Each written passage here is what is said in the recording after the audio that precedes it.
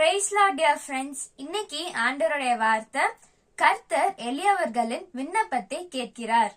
Dear friends, நம்ம வாழ்க்கையில நம்ம ஏழ்மையா இருந்தோம்னா மனிதர்கள் நமக்கு முக்கியத்துவம் கொடுக்கறது இல்ல, நம்மள மதிக்கிறது இல்ல. எடுத்துக்காட்டா பாருங்களேன், நம்ம வேலையில ஏழ்மையா இருந்தாலோ இல்ல பணத்துல ஏழ்மையா இருந்தாலோ மனிதர்கள் நம்மள மதிக்கிறது இல்ல.